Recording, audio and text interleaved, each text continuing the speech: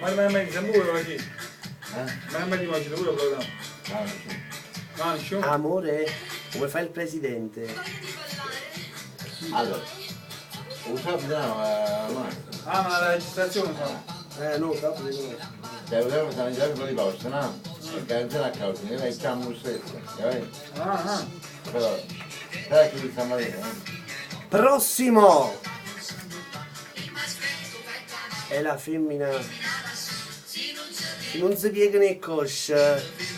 Alberto Selli con un ballero cavallo da parte di un'anonima all'ascolto interamente per l'ometto viola, mi diceva, ma io voglio capire sto ometto viola che cos'è,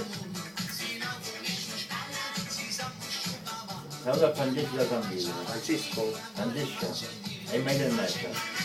Salutiamo Susselli per l'amica Francesca da San Pietro, un bacio Francesca, E da camera rimettiamola da capo, vai. Presidente, faccio quello che fai tu oggi, vai. E non lo so nemmeno fare perché tu vai proprio al punto giusto. Tipo che... Poi, amore? Vediamo se riesco a farlo.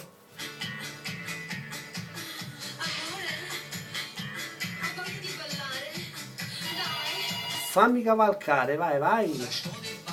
Francesco, in una parola, la faccia non c'è resto, se mazzi su parole, vedi? Se mazzi parole, amore, oppure la canzone accende, se mazzi le parole. Pronto? Uè. Va buono, ok. E chi può essere secondo te? Lina. un bacio non frega a me, no?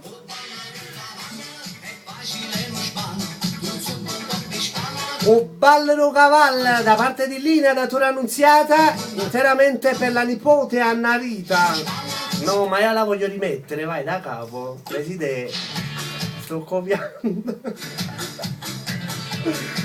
Posso fare, no? Un pochino di casino, poco. Dai, fammi cavalcare. Ciao Lina, da parte di Massimo per una lei all'ascolto. Da parte dell'anonima, interamente per l'ometto viola, però voglio capire, ah no, anonima, chiamami. È la femmina che non si piega nel cosce, è un macello. Selli!